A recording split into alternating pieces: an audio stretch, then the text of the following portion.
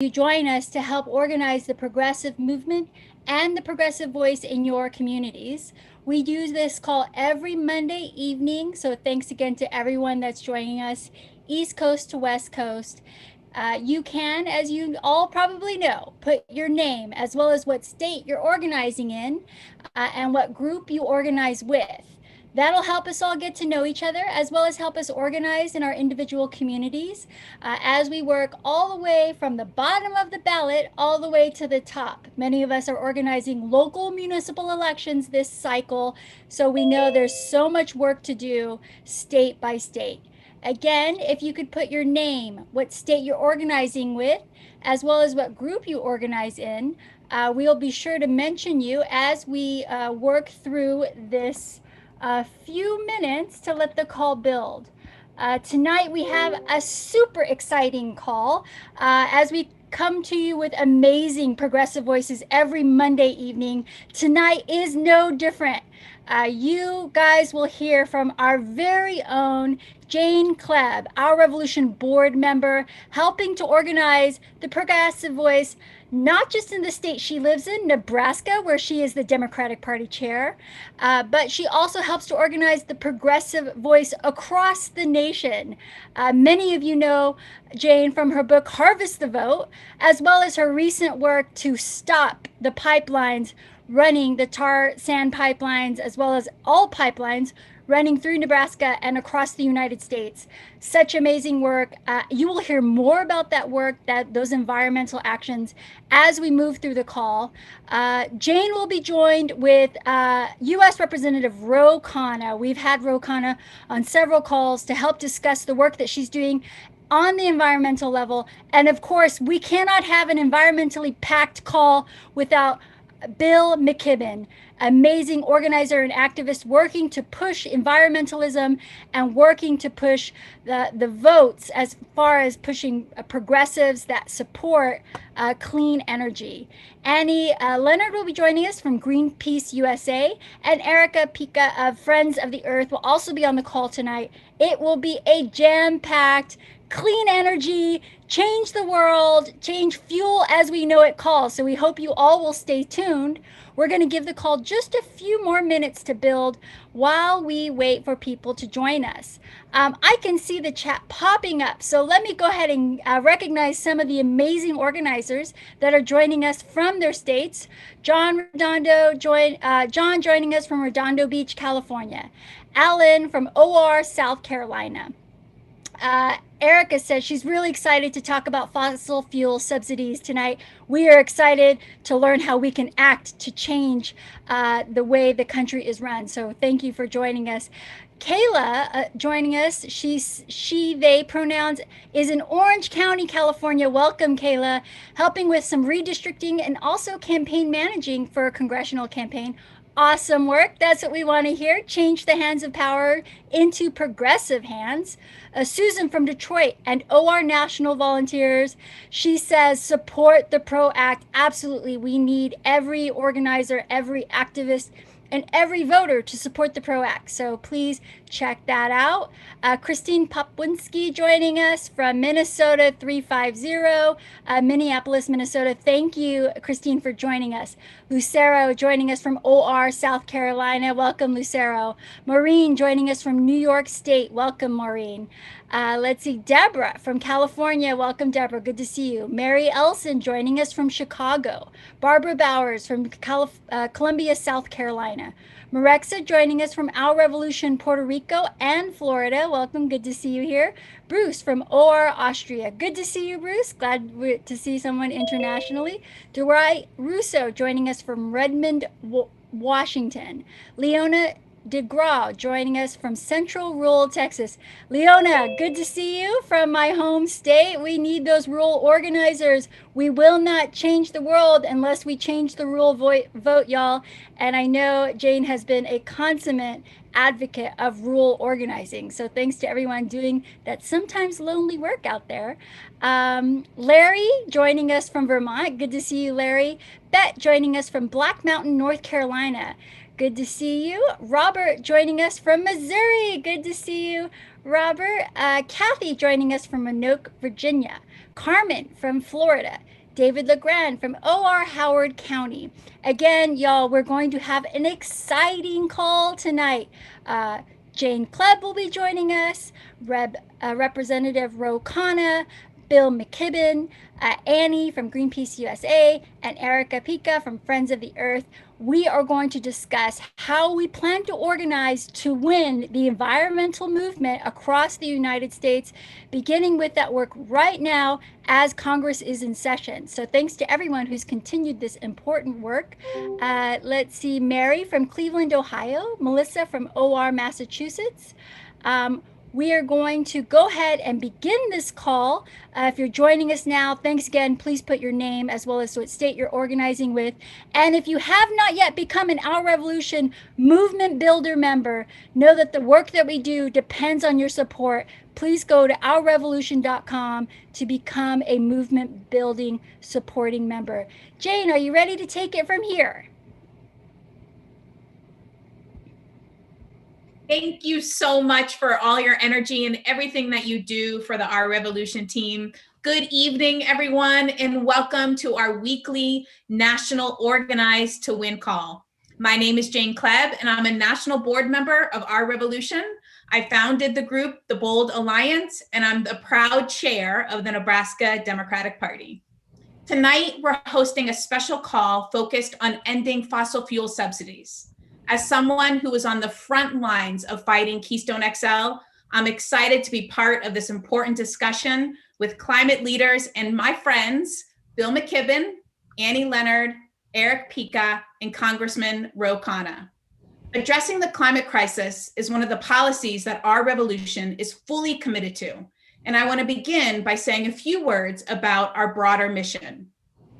When Bernie founded Our Revolution, he envisioned it to be a transformative force in American political life.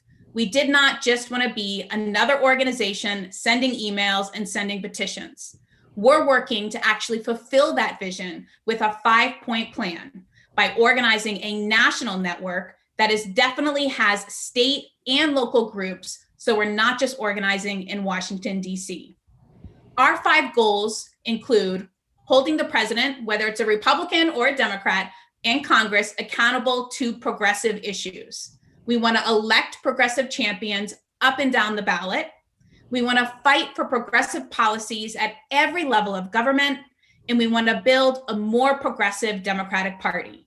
We believe in fighting the inside and the outside game in order to get true progressive change. One of the most urgent issues of our time, not only for progressives, but for our planet, is climate change. And one of the solutions is ending government giveaways to fossil fuel industry. Every single year, our government literally gives billions of our taxpayer dollars and incentives to fossil fuel companies, basically spending our hard-earned money on forms of energy that are literally killing our planet and polluting our water. Eliminating these subsidies and tax breaks would have a huge impact, and President Biden took a big first step by signing an executive order directing all federal agencies to eliminate subsidies for fossil fuels. So he's taking the right steps, and we have to keep on making sure that those steps become reality. But the real money going to fossil fuel industries is these subsidies provided by law, which is why we need members like Ro Khanna to step in and help change that law. Congress will need to eliminate the fossil fuel subsidies. It can't just be on President Biden's shoulder alone. Knowing this, President Biden said it himself. He said, I don't think the federal government should give handouts to big oil to the tune of $40 billion in fossil fuel subsidies every single year. He was signaling from the White House to Congress that we should have no more public funds, no more of our hard-earned taxpayer dollars should be spent on propping up the fossil fuel industry. We have an opportunity in the coming months to make this happen. A lot of this may center around Biden's infrastructure plan, as well as bills in Congress that Ro Khanna is going to be speaking about.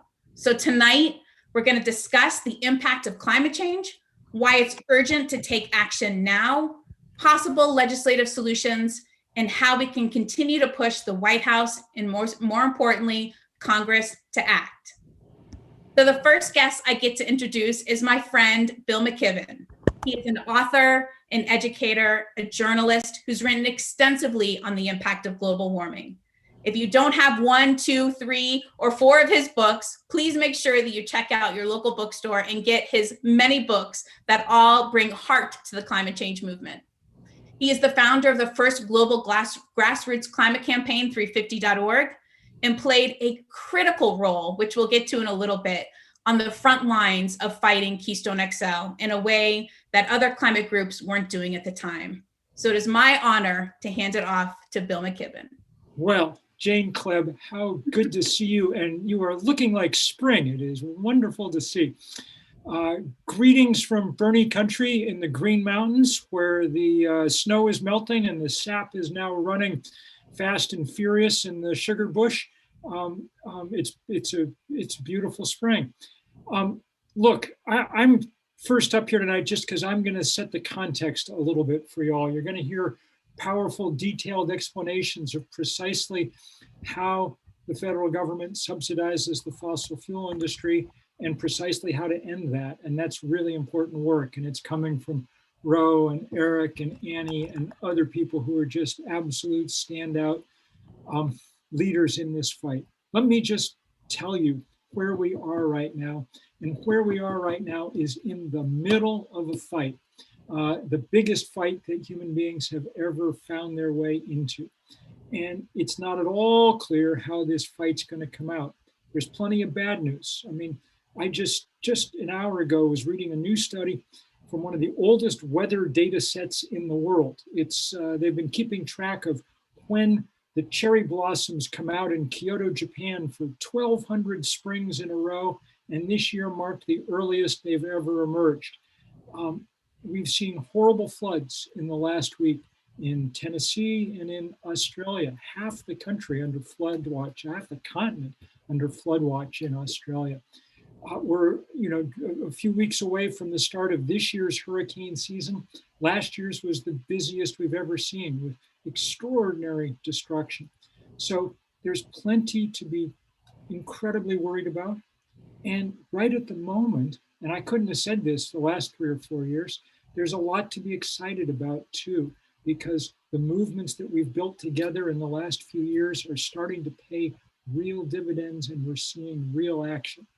Earlier today, the Biden administration announced plans for an enormous build out of offshore wind power off the coast of the United States, enough to get us 30 gigawatts of electricity by 2030.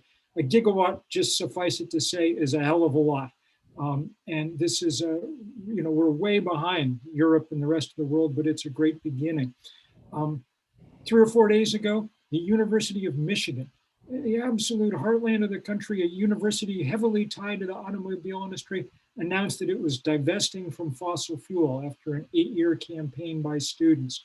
A reminder that everybody's beginning to understand that we have to move. Everybody, of course, except the fossil fuel industry, which will do everything it can to drag this process out, to try and hold on to its business model for as long as they can. And one of the things that lets them do that is the endless subsidy that they get in so many forms. You're going to hear about some of the specific forms as the night goes on. Let me just remind you what the backdrop is and what the biggest of these subsidies is, which is that they are allowed to destroy the planet and they don't pay any price for it.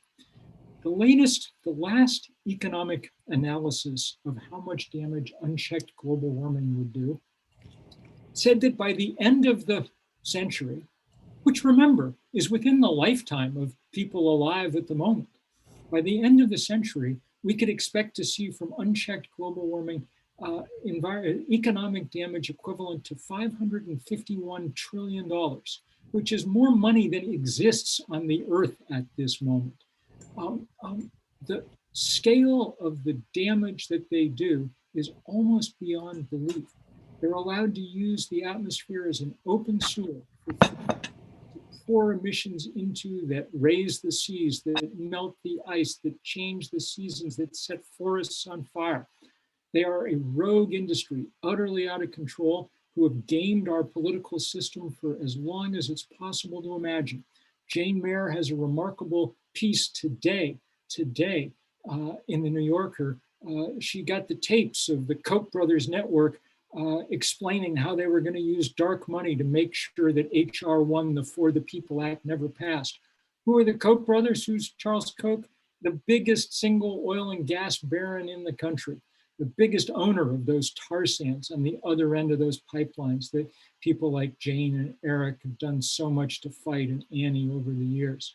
So our fight, this fight is a way to stand up to the most regressive parts of our political system, the people who keep us from doing anything right. And in return, we send them presents every year. And that, my friends, has got to stop if we're going to have a chance to win this fight that we're now firmly engaged in.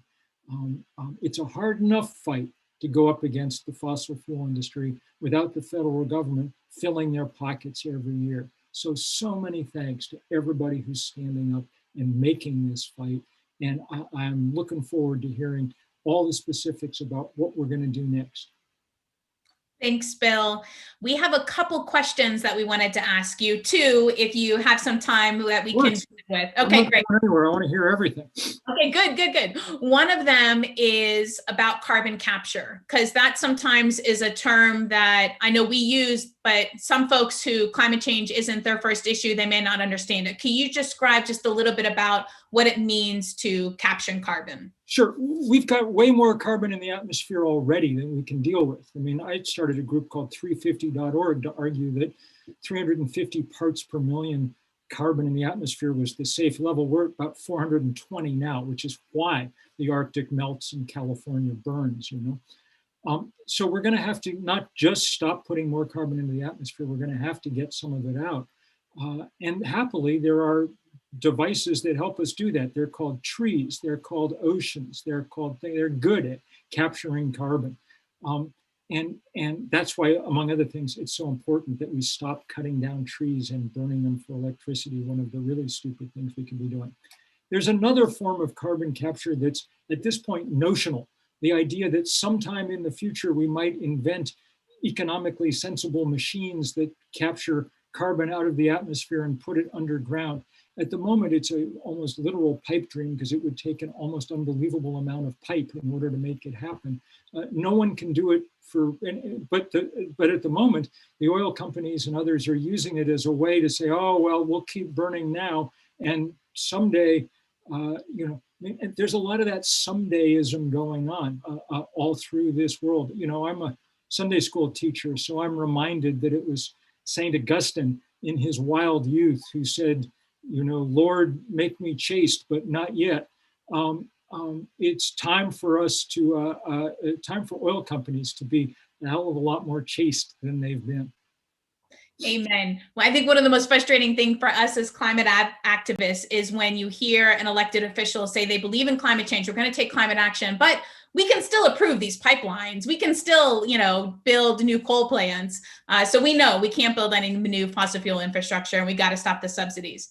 One other question actually comes from me, and it's when Keystone XL was started, it was really like no other fight that I think the climate change groups had experienced. And you were at the heart of that different strategy. Normally, campaigns used to be run in the halls of Congress, but you decided you were going to take the fight to the front lines, not only to the front lines of the pipeline community on the route, but along the entire United States to get grassroots folks engaged. Why did you decide to do that? Like, what sparked in you that you were going to pick up the phone and talk to farmers and ranchers in Nebraska and tribes in South Dakota, as well as, of course, all the great groups in DC? So the first part of that answer is just because, and you just said it, because farmers and ranchers in the Midwest and because indigenous groups on both sides of the border were standing up against this stuff. It was a regional fight, and it needed to be a national and a global fight to have a chance at winning. And it was an opportunity for the environmental movement to start reinventing itself, which it needed to do. The environmental movement, all the groups in Washington are wonderful. They've done incredible work over the years, but they had fallen into they've become more environmental organizations and less about movements. you know, the incredible outpouring that birthed them at Earth Day in 1970, when 20 million people, 10% of the US population, went into the streets. That was like filling up a battery, Jane. And for 30, 40 years, the environmental movement ran on the energy that was stored in that battery, but the battery was running down. We no longer had that kind of grassroots energy that allowed us to stand up to big, powerful things like Exxon and, you know, so on. And so this was one of the many ways that people figured out how to get back on the streets and put energy back in that battery. I mean, I'm really glad that we won the Keystone fight, and nobody did more to win it than you did, Gene. But the thing that was best about it was it showed people we could stand up to these guys, and now everybody fights everything. Nobody gets to build a pipeline or a fracking well or an LNG port without a fight. All thoughts tonight with the tough, great people up in Minnesota who are fighting Line 3, which is just another keystone. And shame on the Democratic governor of Minnesota for approving the damn thing. And so many thanks to people like Honor the Earth and GNU Collective and IEN and everybody else who's out there standing up right now on that absurd pipeline. Thanks, Bill. And we're going to stop that pipeline too. No matter what it takes, we're going to stop that pipeline with a lot of grassroots activism and reversing those Trump water permits. So more on that as we go along with our national strategy on ending fossil fuel subsidies, as well as stopping all this really bad fossil fuel infrastructure. So up next is Annie Leonard. She's the executive director of Greenpeace USA. They have a global organization that is on the front lines of so many fights. If you haven't seen The Story of Stuff, you should definitely write it down, Google it, watch it. It is a great film, and that is done and created by Annie. She has partnered with Jane Fonda. You might have seen Jane Fonda on the Fire Drill Fridays. Jane Fonda is a feisty activist who I think has really put a lot of shot of energy in the arms of people, even during COVID. But before that, she was getting arrested on the steps of the White House. And that brilliant strategy was because of Annie. So I'll turn it over to Andy for her remarks on how Biden can take executive action on fossil fuel subsidies, but then also what Greenpeace is doing in the next 100 days, in the first 100 days of the Biden team. Thank you, Jane. And thank you, OR, for this call. It is great to be here with Our Revolution, Jane, Bill, Erich, Representative Khanna, to talk about this incredibly important issue and, most importantly, how we can win this. For those who don't know Greenpeace, next slide, we are an independent environmental organization. Oops, next slide. Like Our Revolution, we take no money from corporations, and we are people-powered with 3 million supporters around the country. And that means that we at Greenpeace, just like OR, and just like all my friends on this call, can demand what science and justice require. We do not have to temper our demands for any fancy donors. And right now, what science and justice demand is that we take on the fossil fuel industry. Next slide. So why are we focusing on fossil fuels? As Bill described, burning fossil fuels, coal, oil, and gas for heat, for electricity, for transportation is the single largest contributor to the climate crisis. There are just 50 fossil fuel companies that account for half of the global industrial greenhouse emissions. These are major polluters. We simply cannot continue to burn fossil fuels and also avoid the worst case climate impacts. Not even if we all recycle, not even if we plant 1 trillion trees, and especially not if we continue subsidizing the very corporations responsible for this crisis that we are in today. So here's the hard truth about fossil fuels. The fossil fuel projects that are already in operation would produce enough climate pollution to push us well past the limit of 1.5 degrees Celsius temperature increase. You may hear that 1.5 degree target a lot. That refers to the global temperature increase compared to pre-industrial times, and that is a limit set by scientists to maintain a climate similar to that under which human civilization developed. That would be a good thing to maintain that climate. We are already dangerously close to that limit, and continuing to explore for and develop new reserves of coal, oil, and gas would blow us well past that limit and spell absolute climate catastrophe. And that is not what our tax dollars should be going. So to avoid these worst case climate impact scenarios, our mission must be to stop the expansion of fossil fuel infrastructure in the United States, as Jane just said, and also to win a federal plan for a just and managed transition away from fossil fuels, a just transition ensuring that fossil fuel impacted workers and communities are provided for. Winding down fossil fuels is crucial for the climate, but it's also crucial for health. There's a brand new study that just came out of Harvard a couple of weeks ago that found that 1 in 5 premature deaths globally, about 8 million people annually, they die because of being linked to the burning of fossil fuels. So remember, these companies knew this 50 years ago. They knew their product killed people. They knew their product threatened the planet system, and yet they hid the science. They lied. They spread misinformation, and through massive campaign and political contributions, they bought elected officials to block solutions. And that's why I say that these corporations should be locked up, not propped up. Next slide. So that's why we're focusing on fossil fuels. And why are we focusing on subsidies? Fossil fuel companies receive billions of dollars in subsidies. They receive about $20 billion a year in direct US government subsidies every single year, and billions more in indirect subsidies. Essentially, a fossil fuel subsidy is any policy, such as tax incentives or cheap permits to drill on public lands or bailouts or direct spending, that rigs the game in favor of polluting oil, gas, and coal compared to other energy sources. These subsidies make it easier for oil, gas, and coal companies to pollute our climate and our communities while inflating their profits. Subsidies are like a lifeline for a doomed industry. Nearly half of the yet to be produced oil in the US would be unprofitable if we eliminated fossil fuel subsidies. That's why we're focusing on eliminating fossil fuel subsidies. That's why it is such a key tool in our campaign to move beyond oil and gas. The billions in dollars of subsidies that fossil fuel companies get, they come in a lot of different forms, both direct subsidies and indirect. Direct subsidies are designed to specifically support and reward fossil fuel related production. And then there's also indirect subsidies, like provisions in the tax code that are not always exclusive to the fossil fuel industry, but that they cash in on.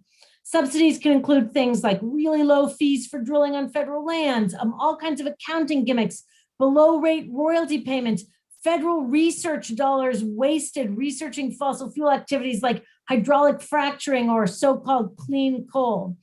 There are dozens and dozens of kinds of scams and breaks that amount to us, the public, paying for and subsidizing these very fossil fuel corporations that are dooming our future. Ending fossil fuel subsidies makes scientific sense, it makes moral sense, and it is a popular issue. When we communicate this to President Biden or to members of Congress, we must remind them that a majority of people in the US support ending the practice of subsidizing pollution and siphoning off public dollars into the pockets of fossil fuel executives. Ending subsidies is good for the climate, it's good for public health, and it frees up billions and billions of dollars to invest in things that our country actually needs. Next slide. The momentum to eliminate subsidies has been building for more than a decade. It's not a new idea, but we have new opportunities right now to win this. President Obama first requested Congress eliminate fossil fuel subsidies back in 2010, both in the president's budget and in 4 State of the Union addresses. Bernie Sanders has championed this idea with his End Polluter Welfare Act, which is now the most comprehensive bill to eliminate fossil fuel subsidies ever considered in Congress. Thank you, Bernie. Last summer, the DNC had ending subsidies in its platform and then quietly removed it. But the fierce reaction from the climate movement, including many OR members, forced candidate Joe Biden to step up and commit to eliminating fossil fuel subsidies within his first year of office as part of his climate platform. Fast forward to January 2021, and then President Biden signed an executive order within the first week of office directing federal agencies to eliminate subsidies. But now it is our job to make sure that this happens. This is our moment to end the outrageous history of public money supporting companies that are literally threatening our future. Think of all the good that we could do using those billions of dollars to build a healthy, secure, climate resilient, and equitable future. Next slide. So now is our moment. If we learned anything from the Obama-Biden era, it is that subsidies will not disappear on their own, and neither the White House or Congress will prioritize a controversial fossil fuel issue unless we push them, and that is what we all must do.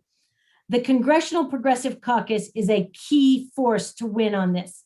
It is important that Biden has committed to eliminating fossil fuel subsidies, very important, but it is not enough. We all know that we cannot sit back and count on him to deliver. We need the CPC to act on this. And if we organize, we can make it happen. On a recent OR call, our OR leaders and Representative Jayapal walked us through how to engage the CPC, and Erich from Friends of the Earth is going to tell you more in just a second. So I just want to end by saying that getting fossil fuels out of our economy, out of our climate, out of our communities, and out of our political system is the fight of our life. There are few things that we can do to speed up eliminating fossil fuels faster than getting rid of these subsidies. And that's why Greenpeace is so thrilled to be throwing down with our revolution and all our friends on this panel. We are going to fight this with everything that we have, because what is at stake is everything that we love. Over to you, Erich. Thank you, Annie. Before we pass the mic to Erich, I just want to remind people on how you can ask questions. So we're going to take questions at the end after Representative Khanna speaks. So you can put a question into the chat, or if you're on your phone, you can press *3 and we can get your question logged that way. So we're going to turn the mic over now to Erich Pica. He is the president of Friends of the Earth. He is the brains of the operation because he's going to be talking about the economics of fossil fuel subsidies. He's actually worked over a decade on reforming U.S. tax and budget policy in order to promote clean energy and protect our water and have a better food supply. So I am proud to turn this over to Erich. Thank you, Jane. Thank you, Annie and Bill and the All Revolution staff and all the volunteers on the phone call. This is awesome to be trying to geek out on tax subsidies and particularly fossil fuel subsidies. Once again, my name is Erich Pica, and I'm president of Friends of the Earth and Friends of the Earth Action. And Friends of the Earth is a national environmental advocacy organization. We're also one of the world's largest grassroots federations of grassroots environmental groups, with member groups in over 70 countries around the world. So one of the most egregious and long-standing examples of corporate welfare in the United States is big oil. So the first tax break for oil and gas was created in 1916. So that's almost 100 years ago. And it was created 7 years after the corporate income tax was created in 1909. So when there was a tax code, big oil was there. And they've been there for over a century for oil, gas, and coal. Now let's look at what this means. So nearly every aspect of fossil fuel production receives a special tax break. They explore for oil, special tax break, check. Cost of workers, operations, other intangible costs, check. Pollution controls for what they shouldn't be emitting at all, check. Faster depreciation, okay, give them there. Technology to increase well production. It's their business to increase well production. They get a tax break for that.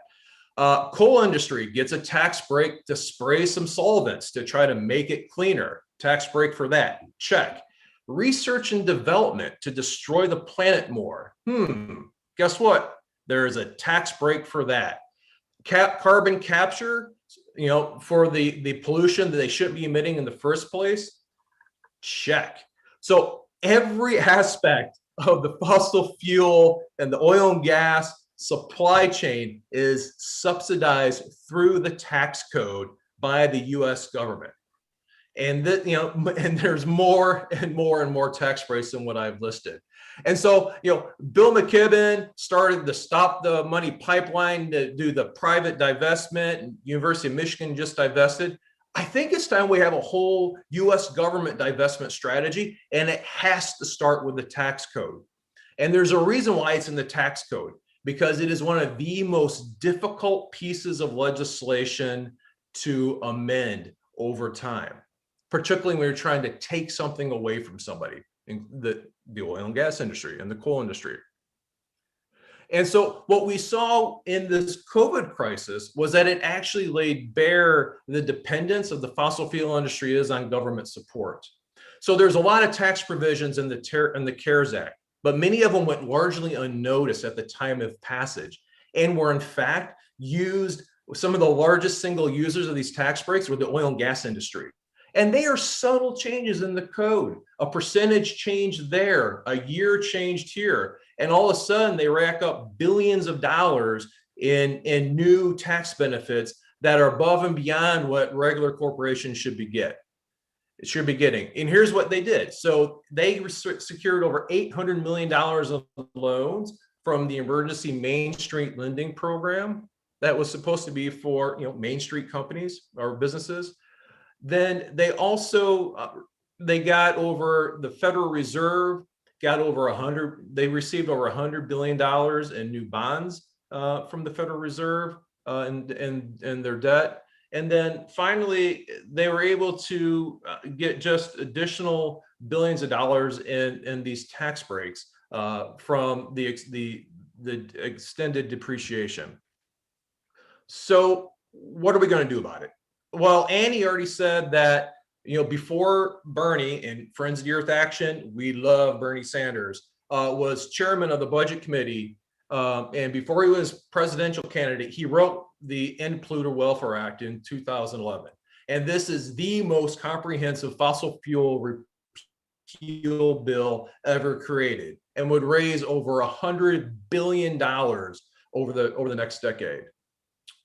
And you would think this would be an easy fight, right? And Annie pointed out that in 2009 and 10, the Democrats, with President Obama and had control of the House and Senate, they pledged to repeal fossil fuel subsidies, but they failed. But it goes further back than that. In 2006, when there was a House and Senate led by Democrats, they pledged to repeal fossil fuel tax breaks, and they failed.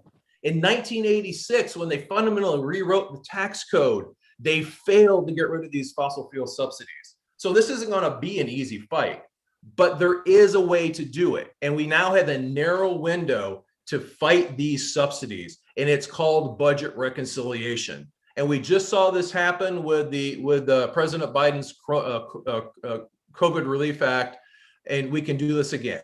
And so here's what's going to happen. President Biden is going to submit his Build Back Better plan.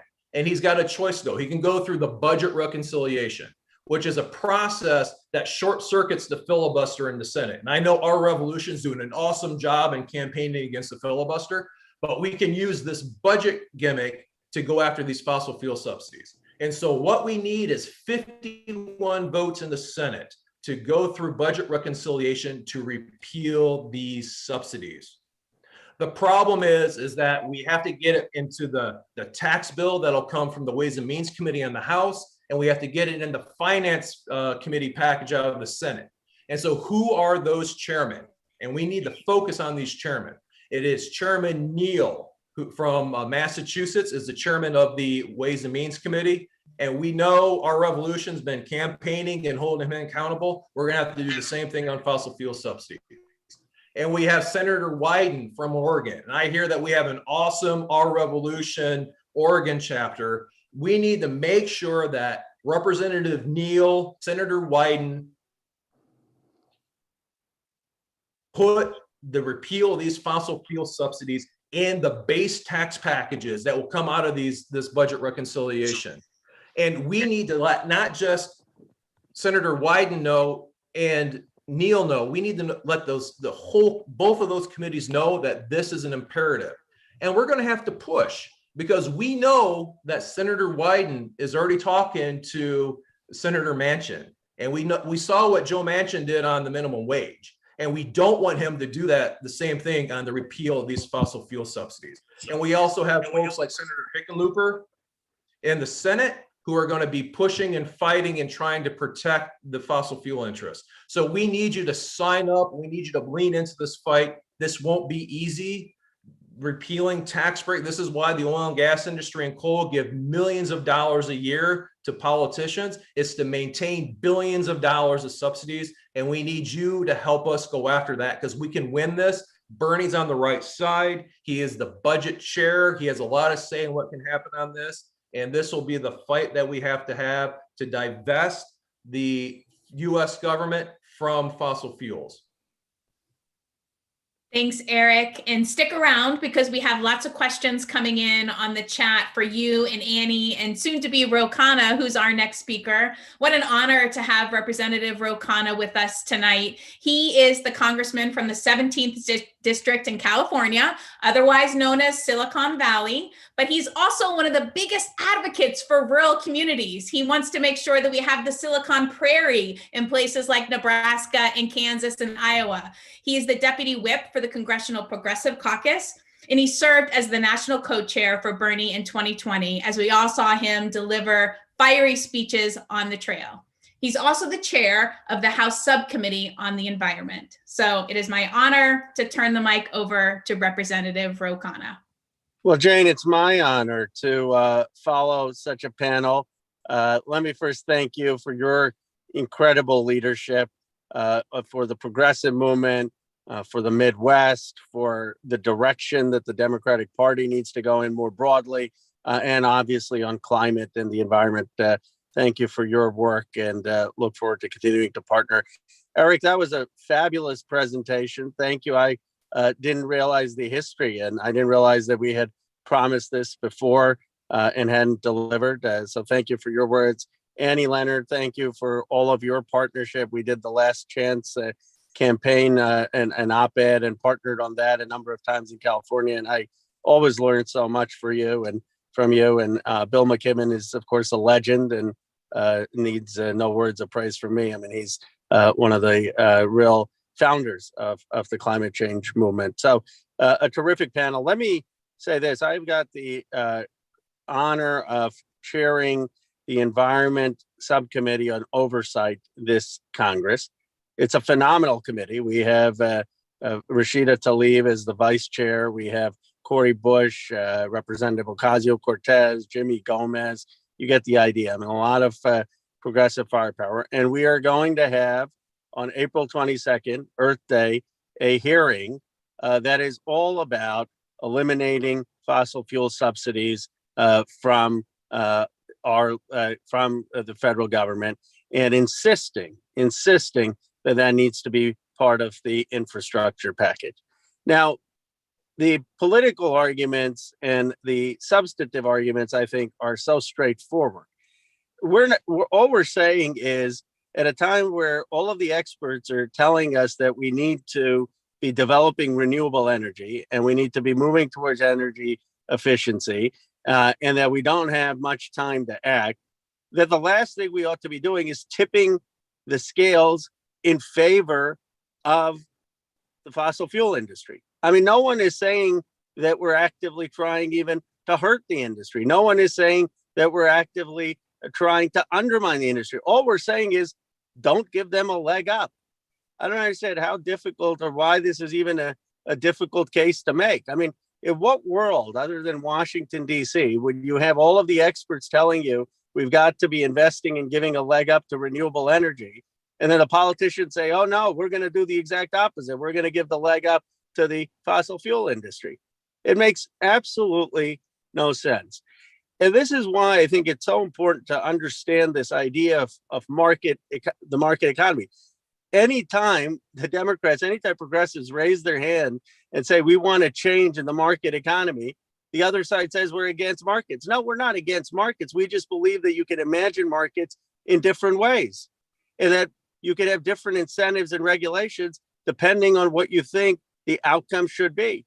And what we want is a market economy that actually facilitates shared goals of Americans. One of those shared goals is tackling climate change.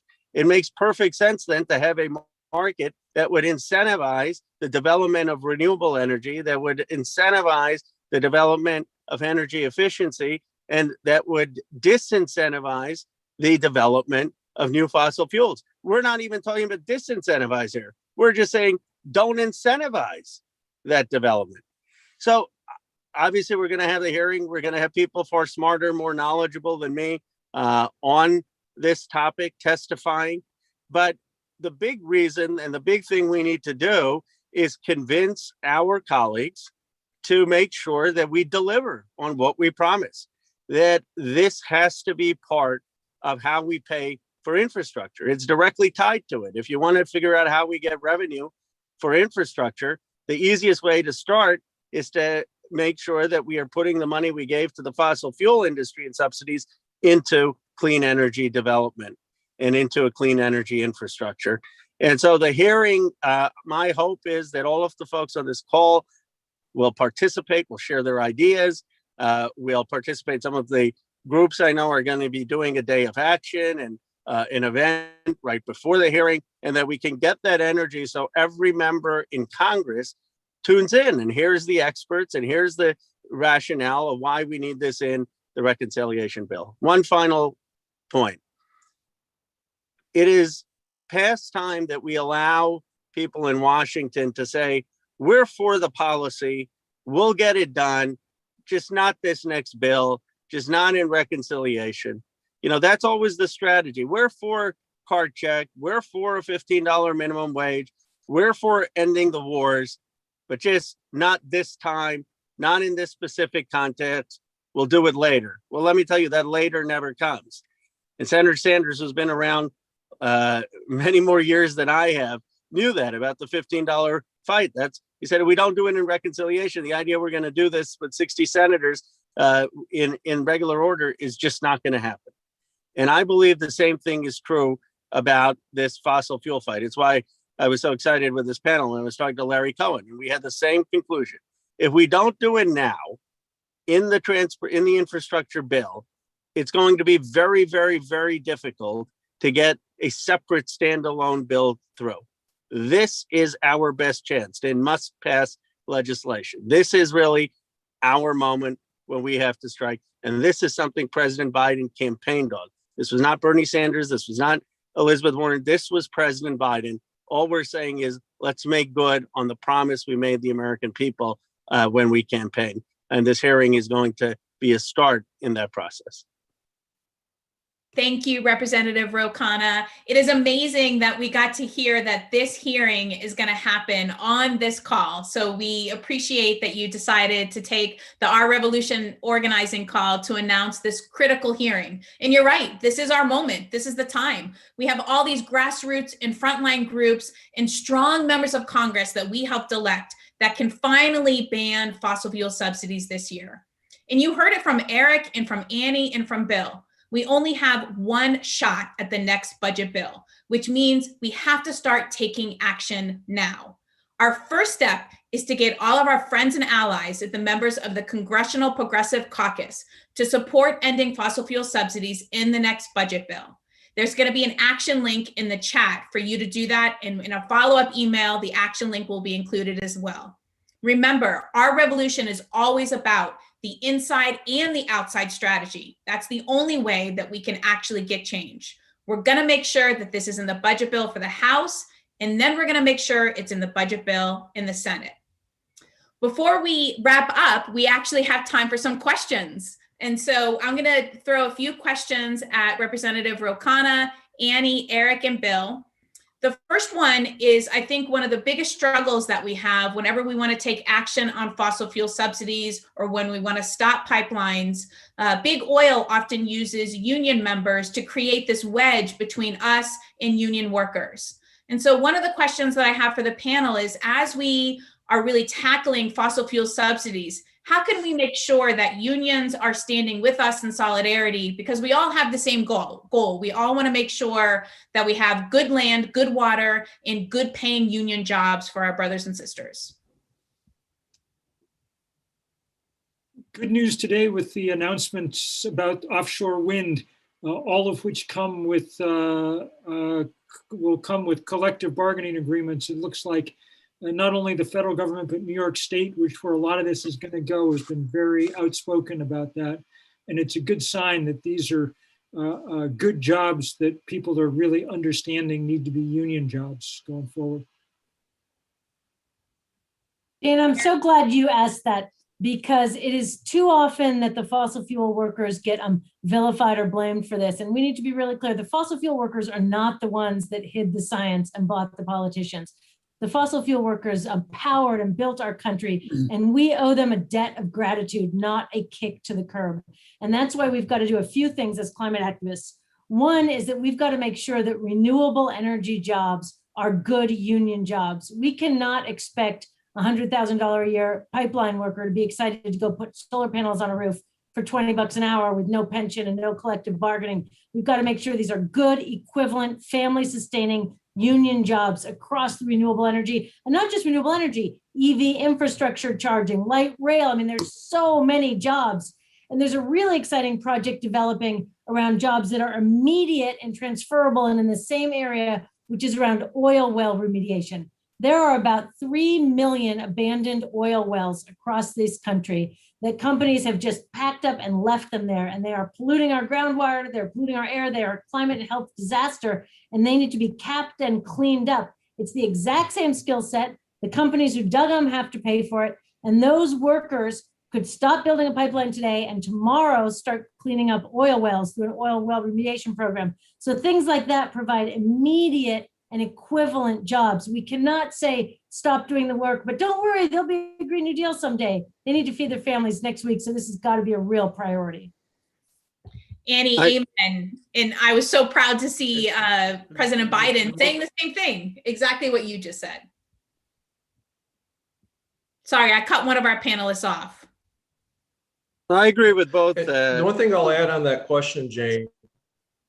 Yeah, go ahead, Eric. Oh, no, that's right. One thing I'll add is it's just not about the fossil fuel workers. And like, there's a lot of communities out west. Yeah, there's a lot of communities out west, like New Mexico or Wyoming, where the schools and other social services are dependent on fossil fuel revenue. And so we have to treat the workers well, but we also have to dig into those communities and make sure that as we're trying to solve the climate crisis, that we don't create a social crisis as well. And so we're going to have to decouple the oil and gas revenue from supporting those states and cities, municipalities, as a way of keeping communities whole. So we do have to think about the entirety of what the fossil fuel complex is supporting, and then figure out how to really just disentangle these polluting interests from the people and the communities they've been supporting. And Representative Khanna, you've got to face this battle and this tension in Congress. What do you think is the best way forward? I agree with what everyone has said. I will say that we have to listen to the communities and to the fossil fuel workers' voice, and listen to what their needs are and what they want. And so one of the things we're doing after the ending fossil fuel subsidies is having a panel where we're inviting people from Reimagine Appalachia. We're inviting the labor director, head of AFL-CIO, Rick Blumenfield from Pennsylvania, and several people from West Virginia. And what you hear often from them, and I'll be curious at the hearing, is that we have to have, as Annie and Bill said, these good jobs first. We can't just have some theoretical promise. We need to deliver concretely these jobs. And I believe personally they should be prioritized and targeted in areas that are heavily fossil fuel dependent. So what often happens is there's this fear that the jobs will come in my district or in California, and they aren't going to be in the geographies that are most effective and most dependent on the fossil fuel industry. And then we have to be sensitive, as Eric pointed out, to the revenue. But I think what is so important is not having a sense of condescension or judgment, a sense of appreciation, and a sense of listening actually to those communities. They want sustainable jobs too. They understand that a lot of the industry is affected not by government, but by automation and by a lack of longevity. I mean, fracking, as you know, only has a 4-year often contract. They want for their kids good possibilities, but they don't want someone from California's Silicon Valley saying that. They want to be articulating that in their own language with their own aspirations and respected for that. And so I think listening and taking that seriously matters. Absolutely. And that's exactly what Senator Sanders did in that one CNN debate, where he really thanked the coal workers for keeping the lights on and really growing America, and recognizing that we're now in a new transition and that they have to be front and center of that transition as well. We're going to ask one other question, and Erich, maybe you can start, and then I'm sure Bill and others will want to chime in on this as well. You know, we use these calls to organize, but we also use these calls to educate. So when we are on Twitter and Facebook and talking with our members of Congress or our state senators, we have the facts to back up the policies that we're pushing. So a good question came through on the chat. It says, does science support the ability of the United States to generate all of its electricity needs from sources other than fossil fuels by 2035? We get this pushback often when we're out there talking on social media. So Erich, what do you think the answer is to that question? I think that there's been studies by like Mark Jacobson that have looked at going to 100% renewable energy in those timeframes. And and we have to look at, like, I think we can certainly phase out energy production from fossil fuels. I think we still have to learn about some of the industrial processes, but there is no reason why we can't spend money. And that's what this Build Back Better plan is. Look, some of us are going to be upset that it's, instead of 2 or 3 trillion, it's not 10 trillion, because right now it's about money. The technology is there, and this is about money. This is about a government commitment that shuns the private sector and says, we are just going to pour a lot of money into creating really good jobs to deploy renewable energy, battery storage, energy efficiency, and just recreate the electricity grid and the power grid. And that means no more fuel, no more gas combustion cars or trucks.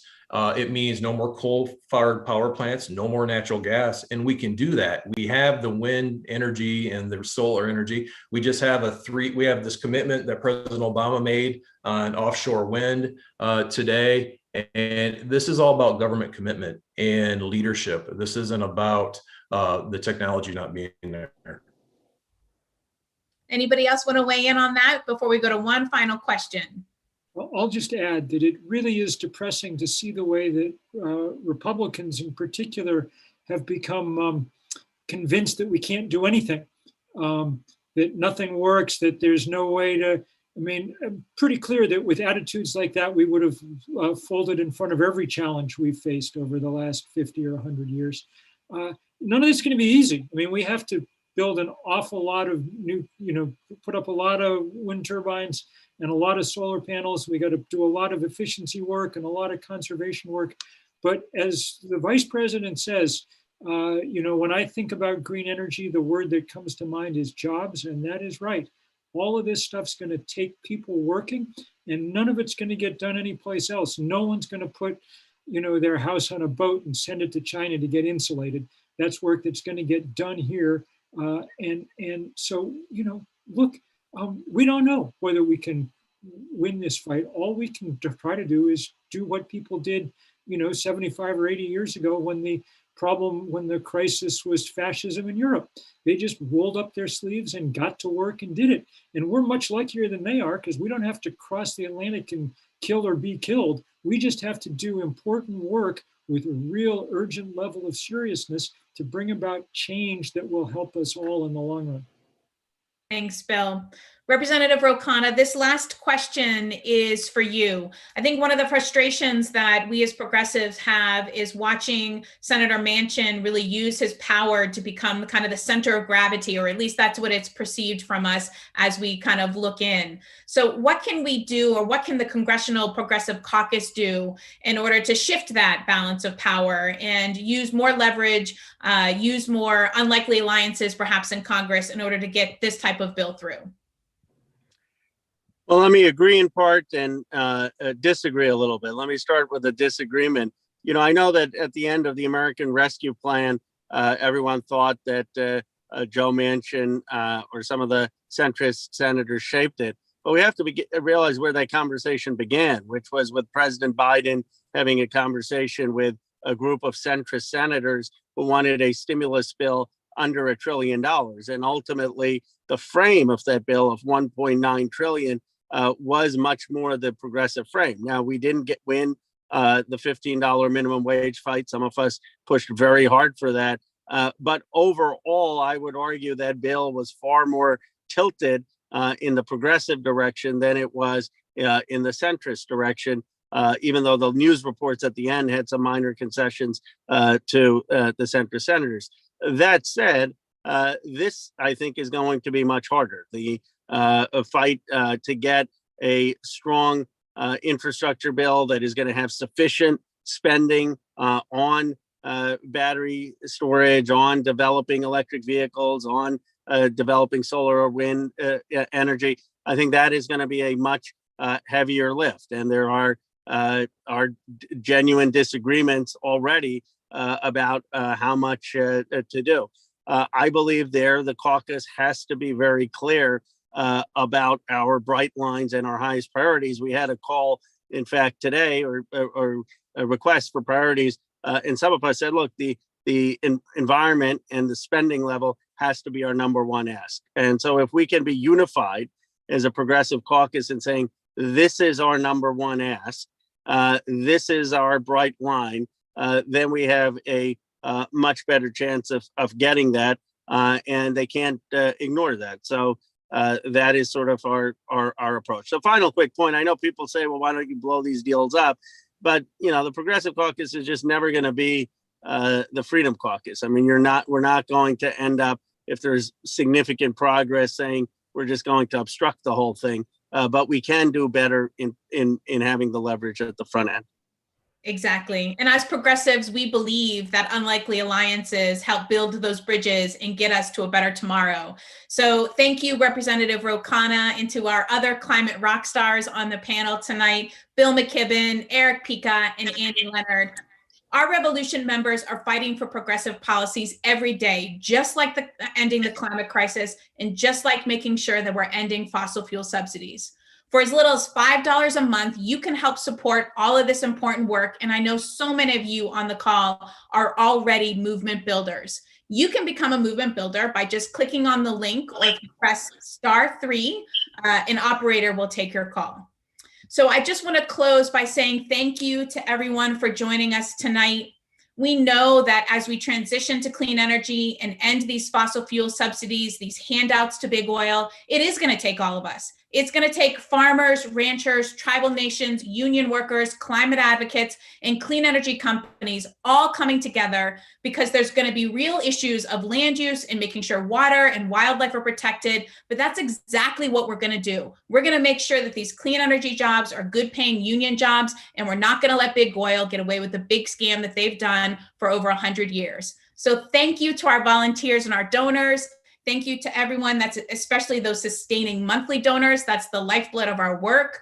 We are not funded by big corporations. We're funded by you. So thanks for doing everything that you do. And before we sign off, I've been given instructions that I get to lead us in our chant that Joseph normally does.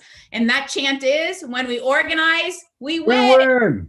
When we organize, we We win. win. When we organize, We win. Thank you. Good night, our revolution.